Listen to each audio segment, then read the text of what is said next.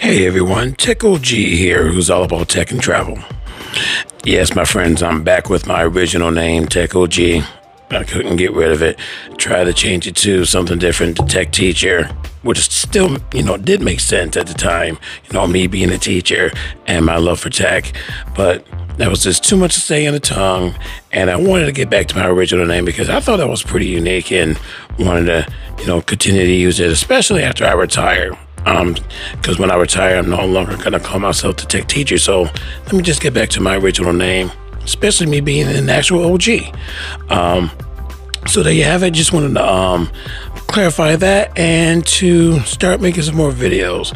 I did say before that I've been busy at work, and I'm still kind of busy because this weekend, a very special weekend, I'm going to be conducting the All City Junior High Choir. Not choir, but All City Junior High Band, excuse me. And I haven't conducted a band in over 20 years, and someone out of the blue asked me if I would do it. And since it's a challenge and I like challenges, I said I might as well try it. Plus, I might see some of my former students that I taught at Porter and other schools. So this will be kind of a cool change, and for my former students and for new students to see me in another light, because I usually teach general music and chorus. So for me to teach band or conduct band at the junior high All City Choir, band, is going to be kind of interesting. So yeah, I'm busy with that. Still got to practice for that, but just wanted to make some videos to let you know that I'm still making videos and keeping my channel strong. This video is going to be brief-ish. I want to talk about the inundation of portable PCs or portable handheld gaming PCs. I'm a lover of those particular type of devices. I still have, believe it or not, my GPD Win 2. I tried to sell this. I really tried to sell it, but I can't get rid of it. I just can't get rid of, in my opinion, the best made handheld PC ever created. Light, right, fits in your pocket, and has pretty decent I/O, even for today. Yes, it's underpowered compared to the new handheld gaming PCs, or HHPCs, as I have dubbed them myself, but still love this. If I want to play a quick retro game or a quick PC game that doesn't take a lot of power, this is very, very good. And reason why I have all these peripherals and things on here is because this gives me my expanded storage. So this is a 2 terabyte SSD. I have other ones that I can put on here, with this little hub I have on the bottom.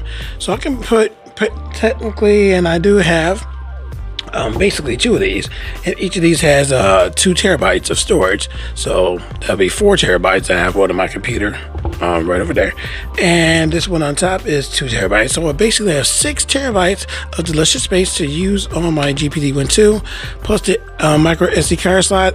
I have a 1 terabyte micro SD card in there that give me another 1 terabyte of space, for a total of 7 terabytes of space on this one little device. So I can't get rid of it. Even with the new ones that are out right now, with the better processors, the faster processors and things like that, still can't get rid of it. But like I said, this video is to talk about the inundation of the handheld gaming PCs, and I'm not really here to tell you which one you should get. I just want to show you the ones that are out there, just in case you are interested in purchasing one in the near future. Let's start off with OneXPlayer, and I am going to be showing you the official websites of these companies and the products that they have available. First off, OneXPlayer is offering their newest device entitled X1, and they're calling this a 3-in-1 gaming device. So you can use it as a tablet, a gaming device with detachable controllers, and a mini PC with a detachable keyboard and a pull-out kickstand on the back. This will also have pen support, which is pretty cool, which makes this a very versatile gaming PC. And it will be utilizing Intel's latest chipset, the Intel Core Ultra 7 155H. If you want more insight on the device or more information, you can check out their campaign, which is on Indiegogo right now. It is live, 17 days left. They've already raised $816,839 to this date, February 5th, 2024, which is pretty amazing. However, the price range of this device is pretty high.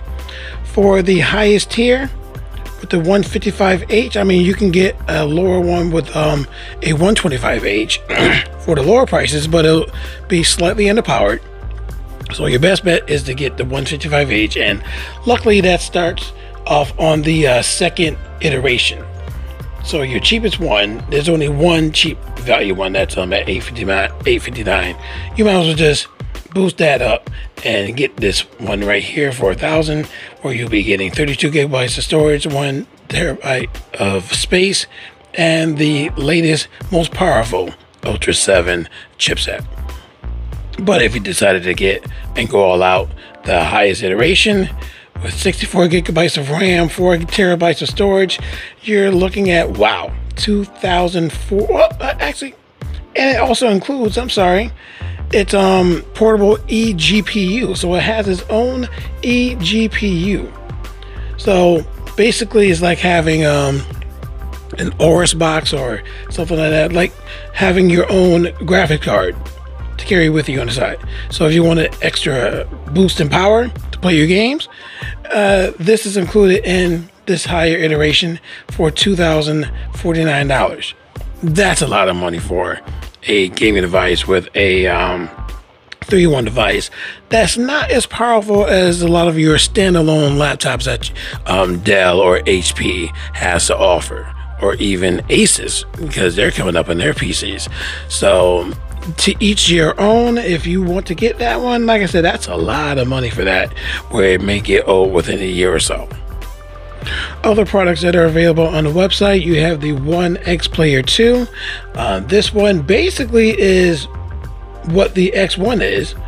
It's a tablet looking device with detachable controllers, and it has a detachable keyboard. So it's basically the X1, but it's an older device.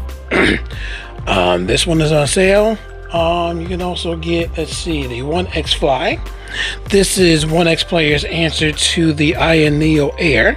So this one is light, pretty decent screen, not totally fittable in your pocket, but kind of, sort of.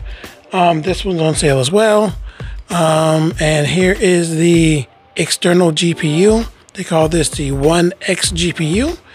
It's the world's, let me see if I can read it, first portable EPU with expandable storage. So you can get a M.2 2280 SSD and insert it into the eGPU to have extra storage for gaming, which is interesting, but that's kind of expensive. $680, down from $859.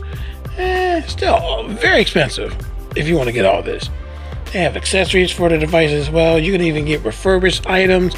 So if you wanted to get one of their OG devices, OG like me, the One X Player 1S, which I have right now, that has the Intel 1195Y processor in it. Still use it to this day, every now and then at home. You can get a refurbished one with a 780, wow, an AMD 7840U inside for $599. That is a pretty good price for an up-to-date AMD processor inside the unit. And the screen size is very, very decent. I really like the screen size of it. And the weight of it is not very heavy at all. So I really do like the One X Player OG model. They even have the One GXU with the One X Player for, wow, $1,200. That's kind of expensive. The One GXU and the One X Fly for $1,549. And the One GXU with the One X Player 2 for also, for $1,599. So these are pretty expensive. I mean, me personally, I would just get the unit itself and not the external GPU. because, like I said, I mean, for me, I don't want to carry too much stuff when I'm gaming on the road or whatnot. Now let's look at GPD's website. GPD, for me, the first company to ever produce some really quality handheld gaming PCs. They came out with the GPD 1 first before everybody else. So yeah, you gotta hand it to GPD for being the OG of all the companies. So let's take a look at their products. So they have, oops, sorry about that. And they're still selling. Wow. Did I just say that right? I'll scroll down and get to it. They have the GPD Win 4. That will be their second most popular item right now. Or probably the popular item, because the one that they're promoting right now is this one right here, the GPD Win Mini. Yeah, the GPD Win Mini, which is basically the successor of the GPD Win 2. So this one is the second clamshell gaming handheld that GPD has produced. And I don't believe any other companies are producing any handheld gaming devices that are clamshell like this. So you can open up the lid and you will get a nice screen, nice keyboard, and very nice buttons. I like these buttons a whole lot better than the Win Mini. Even though this is, like I said, more up-to-date, better processor, I still like my GPD Win 2 form factor better than this one. Again, other products, we have the GPD Win 4, we have the GPD Win Max 2, which is basically a mini PC with controllers on it and a webcam, which is cool, and it has pen support. So this is basically like the One X Player 2 or the One X Player X1 that is fully featured and very versatile. This one is very interesting. I've always been interested in this one. This is the GPD, and I still can't believe they're selling this one, the GPD Pocket 3 that has a swivel screen. Yeah, let me click on it so I can show you. Oh, that's not what I wanted to see. They have a better site to show you how that one looks. There you go. Might as well use their Indiegogo page. This is no longer active. They did raise $2 million for this device because this particular PC has a swivel screen where you can turn the screen and put it down right on the keyboard to use this like a tablet. It has pen support and a modular port where you can use these particular modules, a KVM module or this pin module to plug in projector or whatnot, and a USB module that also has a USB-C Type-C port on the side as well. So those module ports, pretty awesome to have on this one little device. No detachable controllers. This is just the PC itself, or quote-unquote gaming PC itself.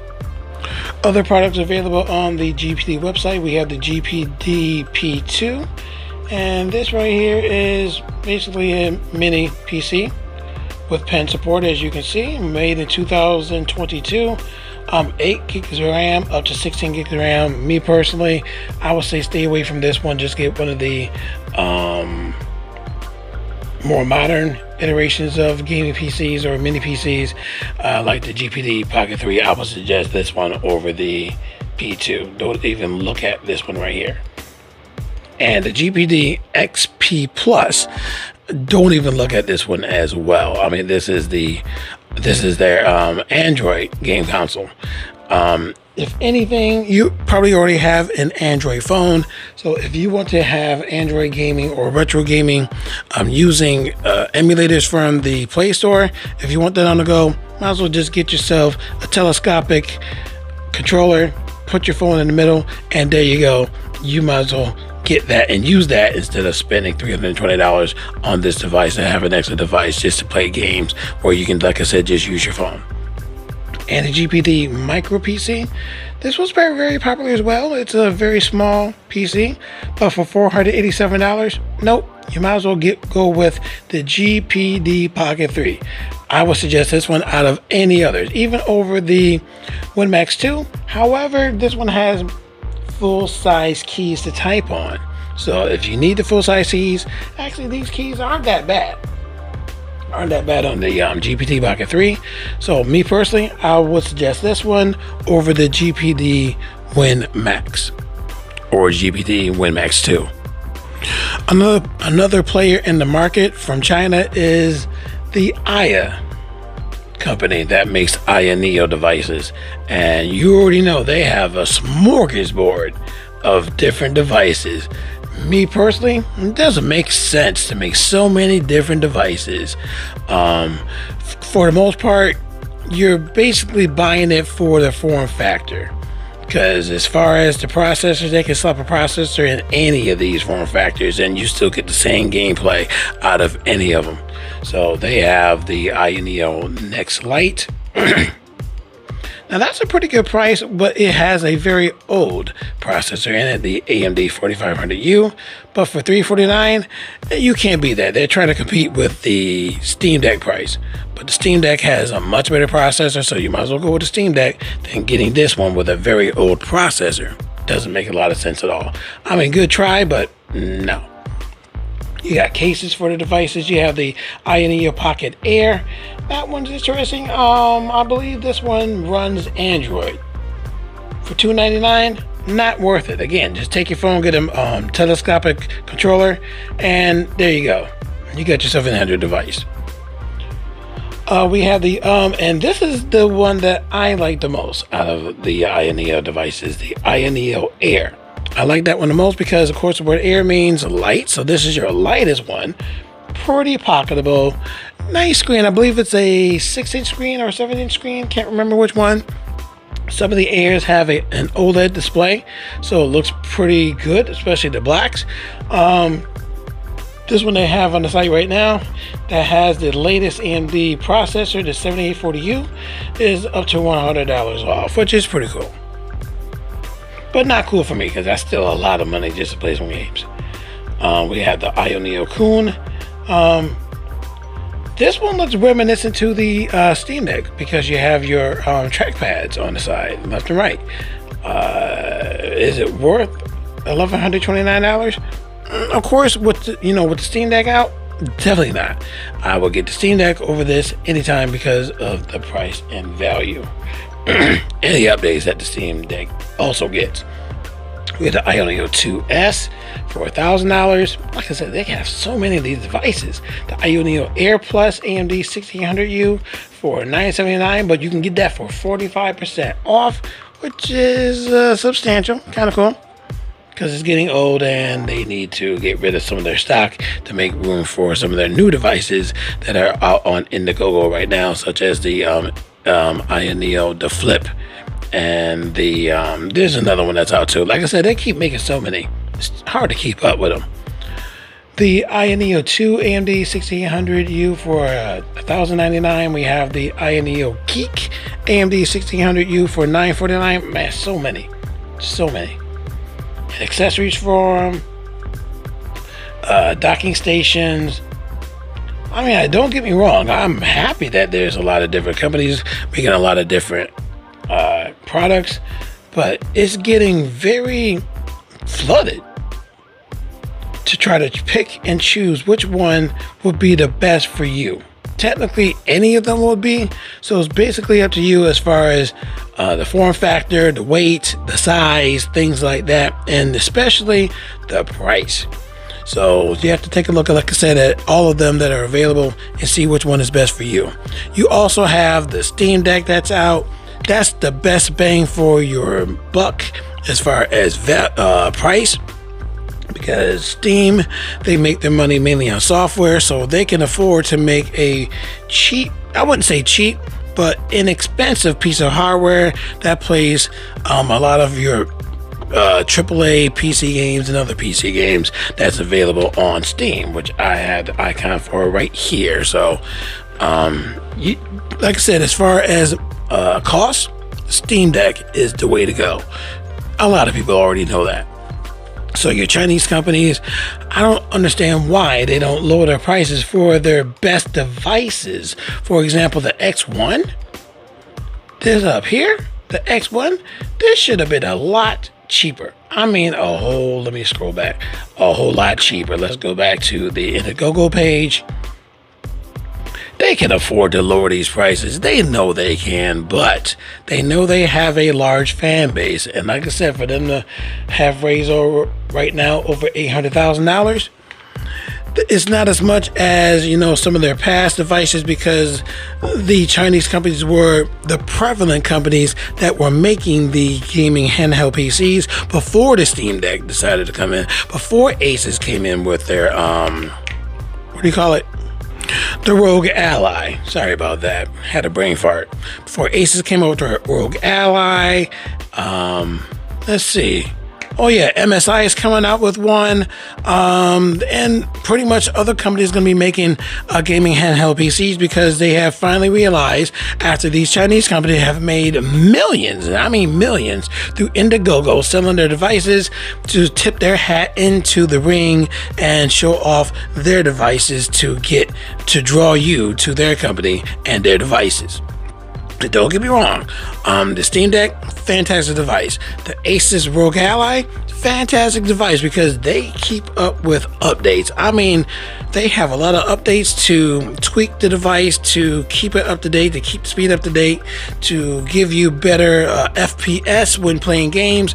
You're not going to get that with your Chinese companies. They make a product, that's pretty much it. You can try to contact them. You might see one update, maybe, if you're lucky. You might get two if you're even more lucky.